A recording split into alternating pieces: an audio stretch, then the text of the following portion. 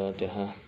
A'udzu billahi minasyaitonir rajim. Bismillahirrahmanirrahim. Alhamdulillahi rabbil alamin arrahmanir rahim maliki yaumiddin. Iyyaka na'budu wa iyyaka nasta'in ihdinas siratal mustaqim siratal ladzina an'amta 'alaihim ghairil maghdubi 'alaihim waladdallin. Amin. Rabbighfirli wa liwalidayya wa lil mu'minina. Amin. Raditu billahi rabba wa bil islami dina wa bi Muhammadin nabiyya wa rasula. Rabbi zidni ilma warzuqni fahma. Rabbi israh li sadri wa yassir li amri wahlul 'uqdatam min lisani yafqahu qawli. Bismillahirrahmanirrahim. Assalamualaikum warahmatullahi wabarakatuh. Waalaikumsalam warahmatullahi wabarakatuh. Alhamdulillahi rabbil alamin wassalatu wassalamu ala asrafil anbiya wa mursalin wa ala alihi wa ashabihi ajma'in. Amma ba'd. Allahumma anfa'na bima 'allamtana wa 'allimna ma yanfa'una wa zidna ilma. Qala ta'ala fi kitabil karim faqsusil qasasa la'allahum yatafakkarun. Alhamdulillah, di hari yang ke-26 ya di bulan Ramadan ini kita bisa melanjutkan kembali kuliah subuh kita yang mengupas tentang Ummahatul Mukminin Zaujati Rasulullah sallallahu alaihi wasallam, ibunda para mukmin, istri-istri Rasulullah sallallahu alaihi wasallam. Kenapa kita perlu mengkaji ini sekali lagi, bahwa mereka ya para ibunda mukminin, Ummahatul Mukminin adalah seperti ibundanya bagi orang-orang mukmin termasuk kita semuanya. Ya, terutama apalagi adalah sebagai wanita-wanita mukmin, maka wajib kiranya ya seharusnya memang mengkaji, mempelajari kehidupan beliau-beliau agar mendapatkan teladan yang terbaik dari manusia yang terbaik, sehingga juga bisa mengikuti seperti mereka nanti menjadi terbaik. Dan semoga kita semuanya kelak di akhirat dikumpulkan dengan mereka semuanya, manusia terbaik, dengan Rasulullah SAW, dengan para istri beliau, dan juga sahabat-sahabat yang terbaik ya di surganya. Amin ya rabbal alamin. Kemarin kita sudah sampai istri yang ke-6 ya. Jadi sudah ada 6 yang kita sebutkan, yang sudah kita sampaikan, dari mulai Sayyidatina Khadijah, kemudian Saudah, kemudian Aisyah, kemudian yang ketiga Zainab binti Khuzaimah, kemudian kemarin yang berikutnya Hafsah, yang belumnya Hafsah binti Umar, kemudian yang kemarin yang terakhir yang ke-6 Ummu Salamah. Nah, sekarang yang ke-7 dan ke-8 ya, kita coba 2 lagi ya pagi ini, sehingga besok semoga bisa kita akhiri, tambah 3 lagi selesai 11 semuanya. Pagi ini kita 2 istri beliau kita akan coba untuk kupas ya, walaupun sekali lagi sekilas ya, singkat. Pertama adalah Zainab binti Jahsi. Ya, ini namanya mirip dengan sebelumnya ya, dengan istrinya Abdullah bin Jahs, yaitu Zainab binti Huzaimah ya.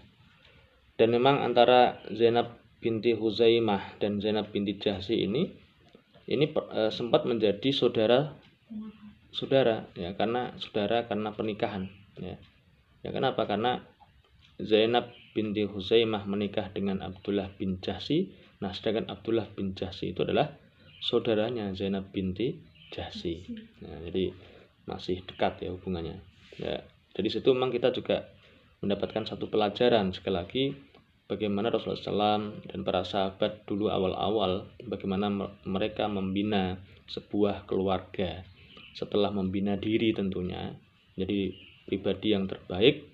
Kemudian bagaimana mereka membangun sebuah rumah tangga menjadi rumah tangga yang terbaik itu ternyata ya tidak jauh-jauh ya. Jadi bagaimana ikatan pernikahan itu jadi itu tidak jauh-jauh ya, tidak jauh-jauh karena memang sudah jelas ya.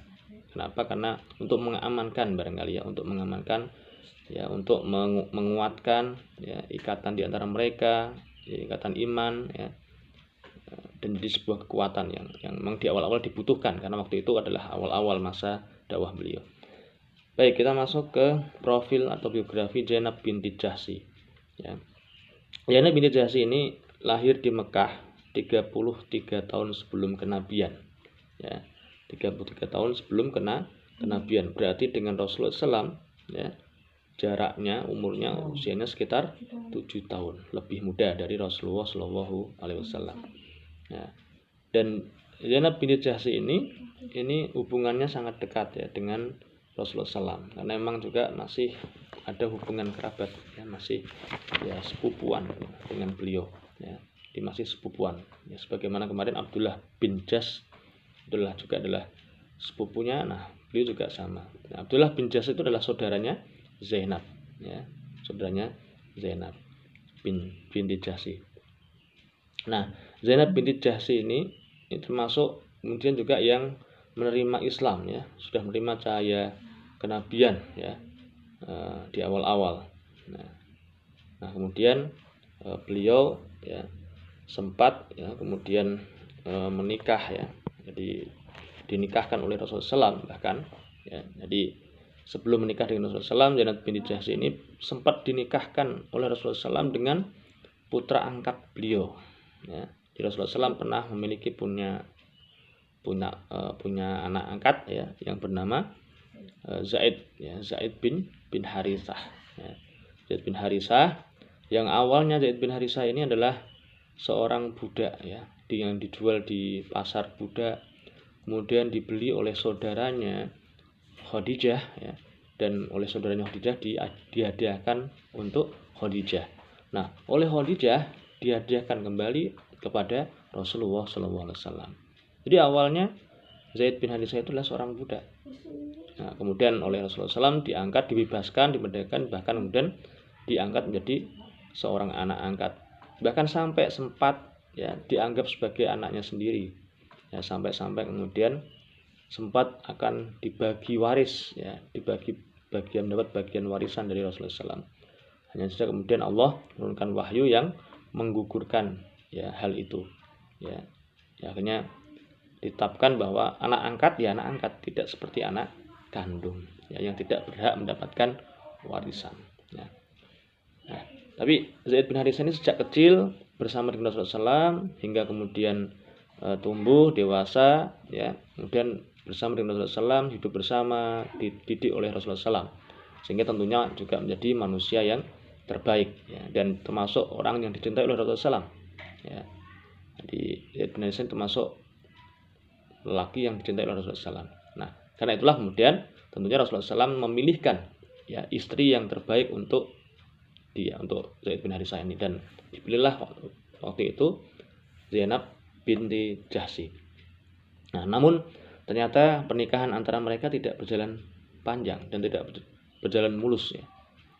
Nah, dalam riwayat itu sering terjadi ya perselisihan, sering terjadi perbedaan ya. Di dalam proses berumah tangga mereka itu terjadi seperti itu, sehingga seringlah terjadi ketersinggungan ya, terutama di diri Zaid bin Harithah yang sering diungkit ya latar belakang beliau ya oleh Zainab ya, binti Jahsy, karena Zainab binti Jahsy adalah memang dari kalangan terkemuka ya, dari nasabnya dari nasab yang terbaik di Mekah ya, sedangkan Zaid bin Harithah ini kan memang secara nasab kemudian ya dari kampung ya, dari kampung, dan bahkan statusnya adalah anak angkat ya, walaupun bersama dengan Rasulullah SAW tapi hanya anak angkat. Nah, itulah yang sering kemudian menjadi akar masalah di rumah tangga mereka, sampai akhirnya Zaid bin Harithah sudah tidak tahan lagi, akhirnya beliau mengadu ke Rasulullah SAW tentang perkara beliau. Nah, sehingga akhirnya kemudian Rasulullah SAW minta petunjuk Allah, dan diberilah kemudian petunjuk, wahyu turun, kemudian bercerailah mereka. Dan bahkan hal ini sampai kemudian diturunkan ya, difirmankan oleh Allah di dalam Quran ya, dan satu-satunya nama sahabat barangkali yang disebutkan oleh Allah dalam Quran adalah namanya Zaid ini ya, walaupun itu adalah bicara, ayat itu kemudian adalah bicara tentang perceraiannya Zaid ya dengan Zainab binti Jahsy ya. Jadi di dalam surat Al-Ahzab ya, ayat 37, falamma qada Zaidun minha wa tara zawwajnakaha likay la yakuna 'alal mu'minina harajun fi aswaji adiyaihim idza qada minhunna watara wa kana amrullahi maf'ula. Ini adalah ayat yang turun ya, wahyu Allah yang turun yang menjadi solusi atas permasalahan antara Zaid dan Zainab ya. Nah, keduanya sebetulnya bukan orang yang kemudian bermaksiat dan seterusnya, tidak, tapi mereka berdua adalah orang-orang yang solehah ya, taat pada Allah dan Rasulnya ya. Namun ya namanya berhubungan berkomunikasi tentunya banyak problem ya, barangkali permasalahan kecil juga bisa muncul. Nah, itulah yang menjadi kemudian akar masalah, dan kita karena kemudian juga perbedaan ya, kemungkinan akarnya adalah karena tidak sekufunya mereka ya, tidak ketemunya kemudian latar belakang mereka berdua ya, sehingga ya akhirnya ya terjadilah perselisihan ya, dan solusinya adalah kemudian ternyata adalah dipisahkan. Nah, ketika habis masa iddah dari Zainab binti Jahsy ini, maka Allah kembali menurunkan ayatnya ya, kalamnya ya. Jadi petunjuknya ya, dari ya langit ya, kemudian diturunkan ya, kemudian Rasulullah SAW diperintahkan untuk menikahi Zainab binti Jahsy ya. Ya, sehingga sering kemudian beliau disebut sebagai wanita yang dinikahkan oleh Allah ya, karena pernikahan Zainab dengan Rasulullah SAW itu, Zainab binti Jahsy dengan Rasulullah SAW itu kemudian atas wahyu, disebutkan dengan jelas kemudian dengan wahyu ya. Dan Zainab binti Jahsy ini kemudian mendampingi Rasulullah SAW hidup bersama. Bahkan dalam berbagai macam riwayat disampaikan istri yang paling dekat, istri yang kemudian ya paling disayang oleh Rasulullah SAW setelah Sayyidatina Aisyah itu adalah Zainab binti Jahsy. Kadang-kadang Zainab binti Jahsy dengan Aisyah binti Abu Bakar, kadang-kadang mereka berdua berkolaborasi ya, akur, tapi juga kadang juga muncullah kemudian gesekan di antara mereka. Ya wajar barangkali kemudian adalah persaingan ya antar istri-istri, di saling cemburu dan seterusnya. Nah demikian kemudian Zainab binti Jahsy ini masih hidup ya sampai Rasulullah SAW wafat ya. Walaupun nanti termasuk adalah yang pertama meninggal setelah Rasulullah SAW wafat. Jadi istri-istri beliau yang wafat pertama setelah Rasulullah SAW wafat itu adalah Zainab binti Jahsy ini ya, yang kemudian setelah wafat dimakamkan di Baqi ya, bersama dengan ahlul bait yang lainnya ya. Nah itu ya tentunya juga ketemu dengan kemarin siapa, Zainab binti Uzaimah ya, yang terkenal dengan Ummul Masakin ya, ibunya orang-orang miskin. Nah itu yang pertama, Zainab binti Jahsy ya, yang lahir 7 tahun setelah Rasulullah SAW dan meninggal 10 tahun setelah Rasulullah SAW. Dan itu adalah termasuk yang pertama kali meninggal setelah wafatnya Rasulullah SAW. Itu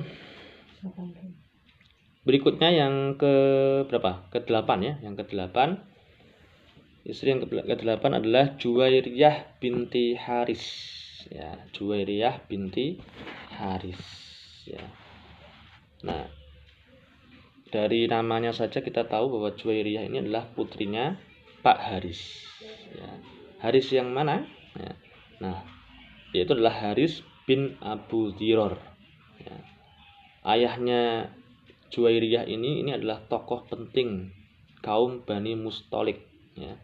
Jadi termasuk tokoh penting kaum Bani Mustalik. Nah, yang waktu itu pernah terjadi kemudian ya peperangan Rasulullah SAW pasukan muslim dengan Bani Mustalik, yaitu ketika ya Bani Mustalik ini kemudian didakwai oleh Nabi SAW ya, itu ternyata kemudian dia awalnya menolak maka terjadilah kemudian peperangan Bani Mustalik. Nah Juwairiyah ini termasuk kemudian yang tertawan ya, jadi putri pemimpin yang tertawan. Jadi itulah awal ceritanya bagaimana pertemuan antara Juwairiyah binti Haris dengan Rasulullah SAW. Nah, Juwairiyah binti Haris ini dikenal memiliki kecantikan yang luar biasa ya. Jadi cantik ya istilahnya. Ya sebagaimana juga istri-istri beliau yang lainnya. juga semuanya cantik ya. Nah, awalnya namanya itu bukan Juwairiyah ya, tapi Barroh ya, Barroh.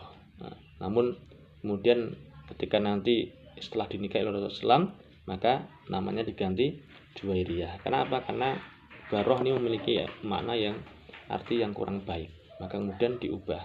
Dan begitulah Rasulullah SAW ya, banyak kemudian beliau mengubah nama-nama sahabat juga, bahkan nama tempat pun kan beliau ubah ya, sebagaimana Madinah ya, sebelumnya kan adalah Yasrib ya, yang kemudian diubah menjadi At-Thaibah ya, yang kemudian dikenal dengan Madinatul Munawwarah ya. Jadi itulah perubahan-perubahan nama ya. Jadi nama dalam Islam itu penting, karena nama itu sebuah doa ya. Jadi ketika kita memberi nama anak kita itu adalah sebuah doa. Nama tempat bahkan juga adalah, itu penting sekali, tidak sembarangan nama itu. Nah, kembali ke Juwairiyah binti Haris. Jadi dia adalah yang tertawan. Nah, sebelumnya sebenarnya dia sudah tertarik dengan Islam, dan dia sudah sempat kemudian sebelum terjadi peperangan itu dia termasuk yang beriman ya. Di kalangan Bani Mustalik itu yang mayoritasnya belum beriman, tapi dia termasuk yang kemudian sudah beriman kepada Allah dan kepada Rasulullah SAW ya. Ini diakui ketika kemudian beliau tertawan ya. Ketika beliau tertawan itu kemudian ketika Rasulullah SAW melakukan inspeksi ya, istilahnya mengontrol tawanan ya, maka ya beliau ini kemudian menyampaikan ya, mohon pertolongan pada Rasulullah SAW ya, dan mengakui bahwa sesungguhnya aku sudah beriman ya, kepada Allah dan kepada engkau ya. Jadi beliau sudah kemudian, bahkan beliau bersyahadat di depan Rasulullah SAW kembali ya. Nah, yang kemudian maka tolong sampaikan kepada ayahku ya, untuk kemudian untuk menebusku ya. Jadi beliau di Juwairiyah ini minta kepada Rasulullah SAW ini untuk kemudian menghubungkan dengan ayahnya agar ditebusnya ya. Karena ayahnya adalah pemimpin baninya ya, pemimpin kaumnya ya. Dan memang ayahnya sendiri juga ketika Juwairiyah tertawan ya, itu menjadi pukulan yang berat ya buat kehidupannya ya, karena Juwairiyah ini juga anak yang disayangi oleh keluarganya ya. Nah, ketika ya Rasulullah SAW diminta bantuan seperti itu, maka kemudian ya justru kemudian akhirnya ya, bukannya beliau kemudian memberikan pembebasan dengan syarat seperti yang diminta oleh Juwairiyah ya, tapi justru kemudian ya, maka akan aku tebus engkau ya, dan akan aku nikahi engkau ya, dan akan aku beri engkau mahar ya untuk menikahi ya.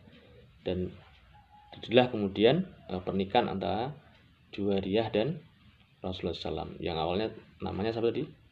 Barroh ya, Barroh menjadi Juwairiyah ya. Yang sempat membuat Aisyah cemburu ya, karena kecantikannya yang terkenal dan luar biasa. Sayyidatina Aisyah ini khawatir menyaingi ya. Namun ya kemudian proses berjalan, Rasulullah SAW bisa mengelola dengan baik sehingga tidak terjadi apa-apa ya. Jadi awalnya menjadi tertawan, tapi kemudian malah justru terbebaskan dan jadi istri Rasulullah SAW. Termasuk inilah yang kemudian akhirnya nanti menjadi pintu hidayah untuk kaum Bani Mustalik ya, termasuk dimulai dari pemimpinnya yaitu Haris bin Abu Tiror sendiri. Kemudian beliau masuk